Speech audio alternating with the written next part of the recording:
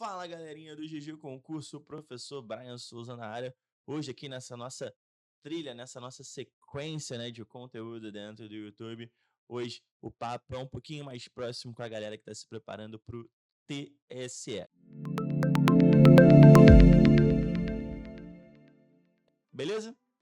Lá dentro da plataforma você vai ter aula comigo, ou já está tendo aula comigo, de administração geral, de administração pública e também de gestão de pessoas, que é o nosso tema de hoje. A gente vai falar um pouquinho sobre a estrutura do edital no que tange gestão de pessoas, tanto para analista quanto para a parte técnica, ok? Qual é o meu objetivo aqui hoje? Até porque a gente tem aí um tempinho meio que curto, né? 20, 25 minutinhos para a gente trocar uma ideia. Aqui eu queria direcionar principalmente quem não vai conseguir estudar com a gente. Exatamente isso. Um dos objetivos que a gente tem dentro do GG Concurso é a democratização do conhecimento, é a democratização das oportunidades. A gente sabe que nem todo mundo, a gente sabe como é que é a realidade do Brasil, nem todo mundo tem um recurso, para investir na sua aprovação. Então a gente quer ajudar um pouquinho nesse caminho, beleza? E por que eu escolhi dar uma detalhada no edital de gestão de pessoas? Porque é uma matéria muito subjetiva. É muito difícil tu encontrar um conteúdo bem redondinho de forma gratuita para tu conseguir estudar e se desenvolver no tema. Então, o que eu fiz? Eu peguei o edital e eu destrinchei. Olha, dentro desse assunto, tu precisa estudar isso, isso, isso. Se você seguir essa linha, sucesso, você vai ter um bom resultado. Então, nossa missão hoje é realmente fazer isso. Destrinchar o edital ponto a ponto dentro de gestão de pessoas para que você consiga ter o melhor resultado possível, mesmo estudando de forma gratuita, para você não ficar perdendo seu tempo vendo uma pancada de conteúdo que talvez não tenha nenhuma relação com aquilo que é necessário para passar na prova. Beleza? O conteúdo de gestão de pessoas tem dentro da parte de analista, tem dentro da parte técnica, só que tem um probleminha, né? Não é a mesma matéria. Na verdade, a grande parte do conteúdo é a mesma, mas o analista ele tem algumas matérias a mais. Então, primeiro a gente vai ver só as matérias que tem no edital de analista e depois a gente vê as matérias que são comuns aos dois cargos. Pode ser? Fechado? Tranquilo. Então vem comigo, vamos jogar aqui para a tela, vamos começar com gestão de pessoas, os temas que caem exclusivamente na prova de analista. Isso daqui você pode fazer o seguinte, ó, pode dar um pausezinho, dar um print e vai pegando aqui realmente os highlights, aqueles pontos principais que você precisa focar. Vamos começar falando de competência interpessoal. Aqui tu precisa entender o conceito, que são as habilidades necessárias para interagir efetivamente com outras pessoas. Então, comunicação faz sentido? Faz sentido. Empatia faz sentido? Faz sentido. Objetividade, transparência, tudo isso, tudo que for proporcionar uma relação melhor entre duas pessoas, você pode estudar, que vai contribuir para o teu sucesso. Qual o objetivo? Você sempre tem que pensar nisso. Eu tenho esse item no edital, por que ele está ali? Ele está ali por qual motivo? Exatamente para melhorar a comunicação e a colaboração dentro de toda a estrutura de ambiente de trabalho. E uma coisa importante, tá? Se você for bater o teu edital todinho, tu vai ver que muitos assuntos estão em gestão de pessoas e administração geral, ou gestão de pessoas, administração pública e vice-versa. O edital ele se conversa muito. Então, quando eu vou estudar, por exemplo, a parte de criar departamentos, se eu tenho um ambiente colaborativo que funciona, a minha questão ali de criar departamentos talvez funcione melhor se eu precisar coordenar todos. Então, sempre fazer esse link também. Gerenciamento de conflitos. Eu preciso entender como que eu vou intervir em uma eventual treta, né? Não é isso? Só que qual o cuidado que você tem que ter? Se você for procurar gerenciamento de conflitos, você vai encontrar muita coisa puxada para o lado do direito às vezes. Mediação de conflitos, coisa do tipo. Não é isso. A gente está olhando realmente no aspecto mais administrativo. Problemas dentro do ambiente de trabalho. E geralmente eu tenho problemas no ambiente de trabalho porque a relação interpessoal não é boa. Então, o que eu preciso ter dentro de uma gestão de conflitos? Você precisa entender o conceito de conflito. Por exemplo, só existe conflito se as duas pessoas percebem que há ali um entrave entre elas. Se as duas pessoas percebem que existe um conflito, se as duas pessoas ficam na defensiva. Porque às vezes, se você tá chateado com alguma coisa minha, mas eu não percebo, eu não ligo, não vai existir um conflito. O conflito realmente parte da ideia de confronto. E entender que nem todo conflito ele é prejudicial.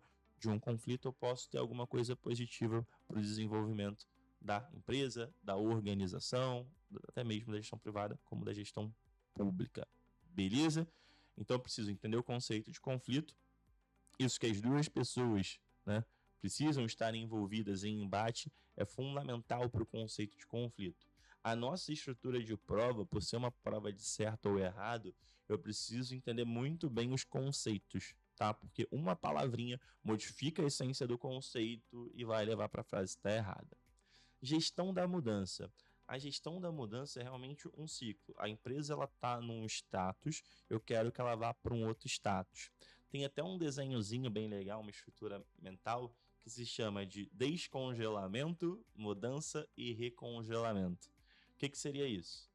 A estrutura da empresa ela já é meio que congelada, né? Da empresa, da organização, enfim, ela já é uma coisa bem fechadinha, né? Bem presa. Então eu preciso descongelar isso para que eu possa criar as mudanças na cultura e depois que eu efetivei as mudanças, conseguir deixar o processo da forma que eu desejo, eu vou lá e congelo novamente.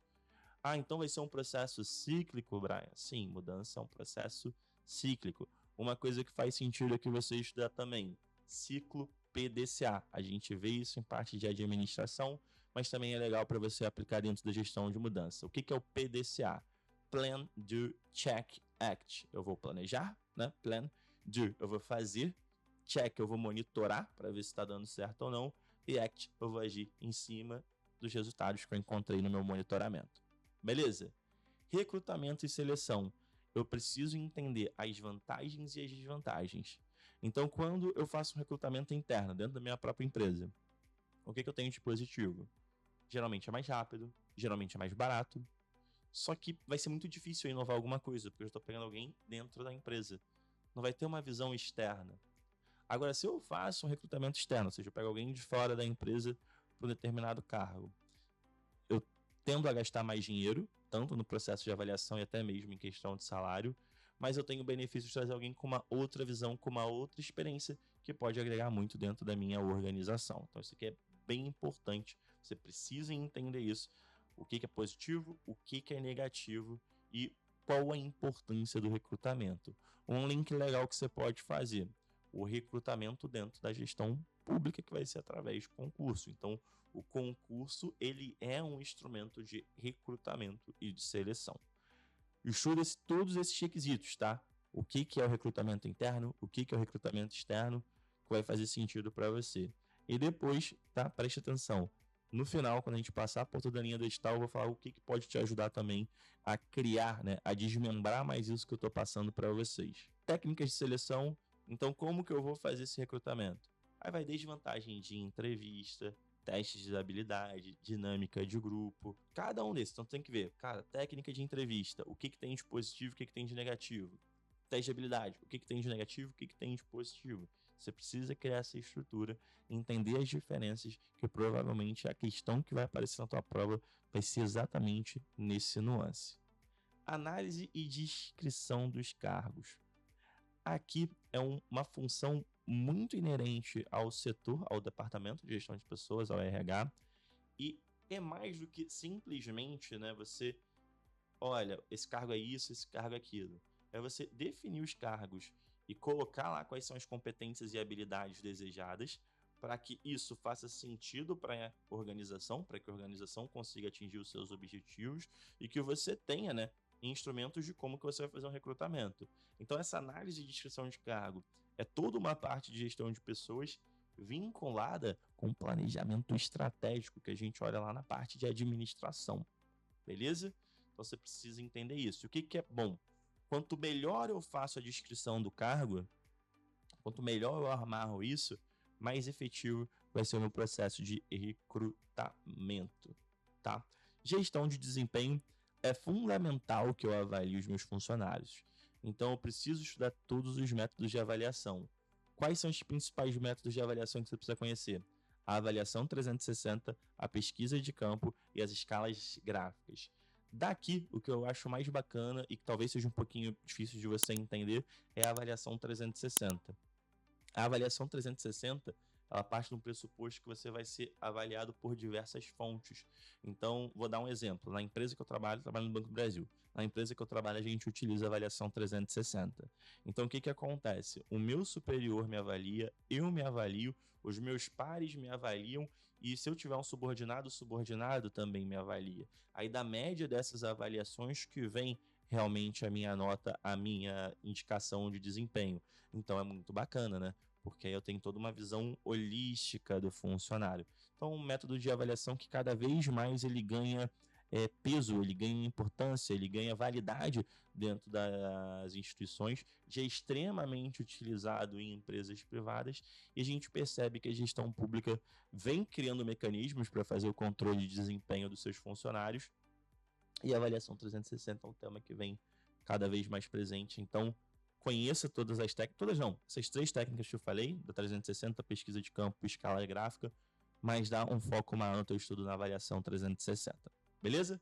Desenvolvimento e capacitação pessoal. Então aqui a gente vai falar muito de treinamento, mas principalmente eu quero entender o seguinte: eu faço um fluxo de gestão de desempenho, certo? A minha gestão de desempenho não é só para eu punir ninguém, eu quero monitorar para ver quais são as debilidades daquele funcionário, e dentro desse fluxo de gestão de desempenho eu vou precisar melhorar. Então liga, tem um link, exatamente. Como é que eu vou capacitar essa pessoa? Será que vai ser através de treinamento? Será que eu modifico alguma coisa de avaliação? Será que eu troco o cara de cargo? Pode fazer sentido, né? Pode fazer sentido. Então perceba que a nossa matéria ela vai se encadeando. E a última matéria exclusiva para analista é a administração de cargos, carreiras e salários. Aqui eu preciso gerar para o meu funcionário um plano bem definido de cargo e carreira.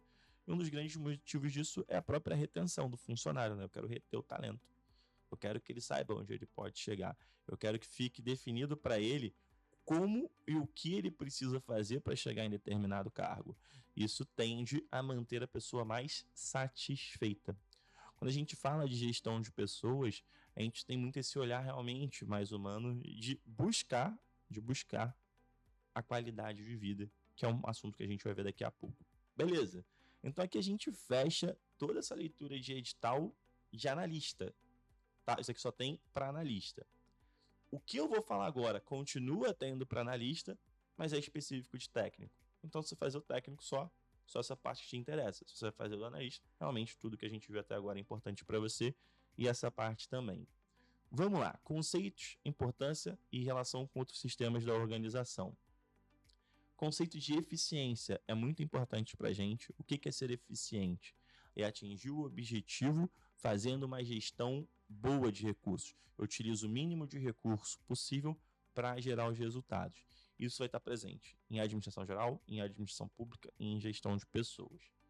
Eu quero saber como que vai funcionar a questão de departamento, então precisa saber disso. Por que eu faço uma divisão por departamento? Como é que eu coordeno? Ô, Brian, onde eu vejo isso melhor? Na parte de administração. Tá? O que é importante? Sempre que a gente fala de processo, sempre que a gente fala de gestão, a gente fala de processo. Sempre que a gente fala de processo, a gente sempre vai buscar uma melhoria contínua, ok? E aí a gente pode utilizar o PDCA para isso que a gente já falou. Fundamentos e teorias da administração. Taylorismo, Tayolismo. Aqui o Taylorismo ele é muito mais rígido. O Tayolismo já começa a pensar um pouco mais nas pessoas. Então precisa entender esses 2 conceitos. Relações humanas, então você vai estudar como que se motiva alguém. Lembrando que a motivação ela não é só financeira. Um plano de cargos é legal, beleza. Benefícios financeiros é legal. Mas e a qualidade de vida como um todo? Então eu preciso entender que vários fatores motivam um funcionário. E eu preciso também estudar sobre a teoria estruturalista. Tranquilo? Aqui eu tenho esses pontos que eu preciso seguir. Função do órgão de recursos humanos. Basicamente, tá? Isso daqui eu acho que só tá para reforçar. Basicamente, tudo que tu estudar de gestão de pessoas é função dos recursos humanos. Então, recrutamento a gente já falou, seleção a gente já falou, treinamento a gente já falou, desenvolvimento a gente falou, avaliação de desempenho, remuneração, benefícios. Tudo que a gente estuda em gestão de pessoas, quem vai estar ali por trás é o órgão de recursos humanos daquela entidade. Simples assim. políticas de sistemas e sistemas de informação, né? O que é isso? Eu preciso monitorar o meu desempenho. Eu só consigo monitorar o meu desempenho se eu tenho dados para fazer essa análise. Senão, né? Então vamos lá, o nosso PDCA ele ajuda muito aqui. Eu vou planejar, eu vou fazer, eu vou checar. Mas eu só consigo checar se eu monitoro. Então eu preciso ter ferramentas, eu preciso ter sistemas que eu vou conseguir coletar os dados, que eu vou conseguir processar e vou conseguir analisar esses dados, principalmente para quê? Para subsidiar uma eventual decisão, uma eventual determinação dos escalões mais altos. Comportamento organizacional, aqui ele vai puxar muito da questão da ética, da própria ética, e também da produtividade, da satisfação, da retenção. É o comportamento do indivíduo em relação à organização. Aqui você estudando o conceito básico já está mais do que suficiente. A mesma coisa de relações de indivíduo e organização, que foi o que a gente viu ali desde a parte interpessoal, da questão de satisfação, da questão de competências, tudo isso está dentro do mesmo pacote, tá? O que é legal você ver aqui em relação ao indivíduo e organização? Ver a questão do conceito, mas conseguir vincular isso com todo o restante. Então, se eu tenho um plano de cargos bem definido, a minha relação com a minha organização tende a ser melhor. Se a minha organização se preocupa com a minha qualidade de vida, a minha relação tende a ser melhor. Se o meu modelo de estrutura, né, se o meu processo, né, de funcionamento, ele é mais voltado para pessoas do que simplesmente para processos, provavelmente vou estar mais satisfeito. Então, esse vínculo de que a relação do indivíduo para com a organização vai estar muito vinculado com a sua satisfação. Liderança não é só saber o conceito, aqui você precisa entender os estilos. A gente vai ter o autocrático, que seria de autoridade de fato, o mando acabou. Democrático, que ele puxa muito democrático para decisões colegiadas, né, que vai fazer uma votação sempre. Ah, gente, qual vai ser o nosso objetivo? Todo mundo vota, não é bem por aí, tá?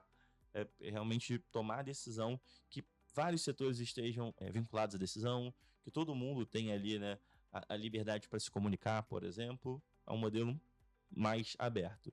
E tem o que a gente chama de laissez-faire, que é um conceito francês que meio que é deixar rolar, sabe? Deixa acontecer.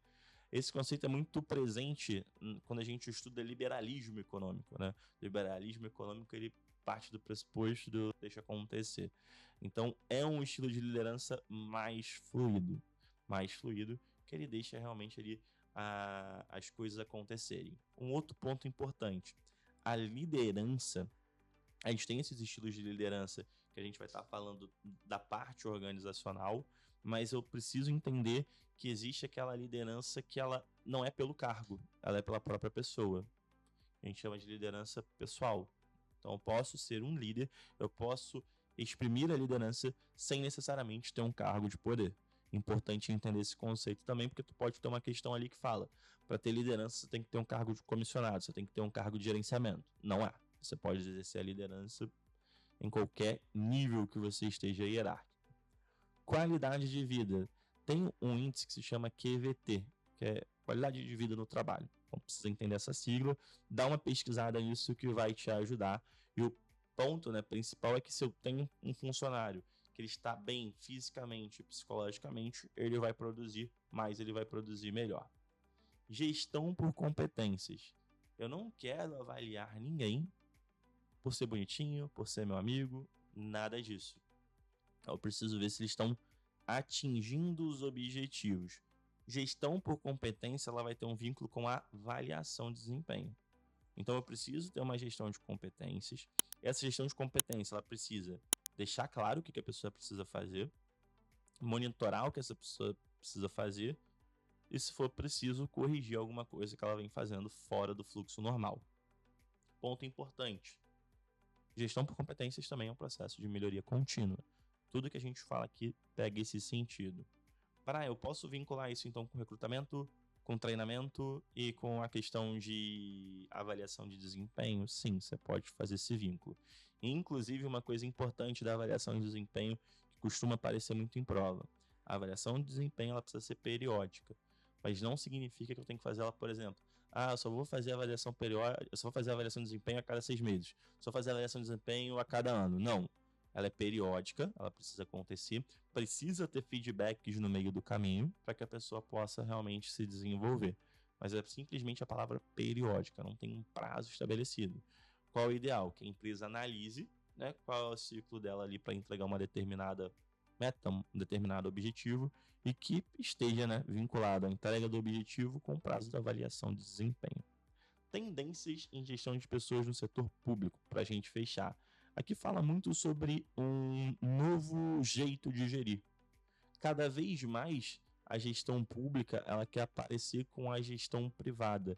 Então ela quer ser mais inovadora, ela quer ser mais eficiente, ela quer que as pessoas, né, sejam mais valorizadas e assim entreguem um serviço de melhor qualidade para o cidadão, né? Que a gente até fala dentro da parte de administração que tem o paradigma do cliente, né? Que eu quero ver o cidadão como um cliente, eu quero deixar ele satisfeito. E só é possível fazer isso se os meus funcionários estiverem satisfeitos. Beleza? Então, gente, só deixa eu voltar aqui, que eu tinha prometido para vocês uma forma de vocês desenvolverem estudo, principalmente quem está aí com material gratuito. Volta no vídeo, pega os pontos que eu falei, espero que você tenha anotado, os insights que eu te passei do que é mais importante estudar. E você pode pegar, por exemplo, o ChatGPT, ou a última versão agora, o 4O, o Omni, né? Acho que é isso. Ele tá um pouco mais inteligente e você pode jogar os termos que eu coloquei ali e fale, me indique os principais pontos de estudo desse tema. Então, igual a gente falou do Taylorismo, por exemplo. Eu preciso estudar pro Taylorismo. Me indique os pontos que eu preciso saber. Você vai colocar, ele vai te dar os pontos que você precisa e aí você foca o teu estudo nesse ponto. E aí você vai conseguir caminhar, né, mesmo que com conteúdo gratuito, mais próximo do que o edital realmente te pede. Brian, eu quero realmente ter isso tudo mastigado, bem detalhadozinho, já no modelo que realmente pede. Investe aqui na gente, o nosso curso está muito redondinho, se a gente fez um trabalho bem específico de entender o que a Sebrasp pede em cada um desses pontos, então a gente já destrinchou tudo isso, e além desses pontos, né, desses subtópicos que a gente criou dentro da leitura do edital, a gente já vai exatamente naquilo que você precisa saber dentro de cada um desses sistemas. Mas como eu falei no início, o objetivo é permitir que qualquer pessoa consiga ter um bom desempenho no concurso, e eu espero que esse vídeo tenha te ajudado. Um forte abraço, bons estudos e até a nossa próxima aula.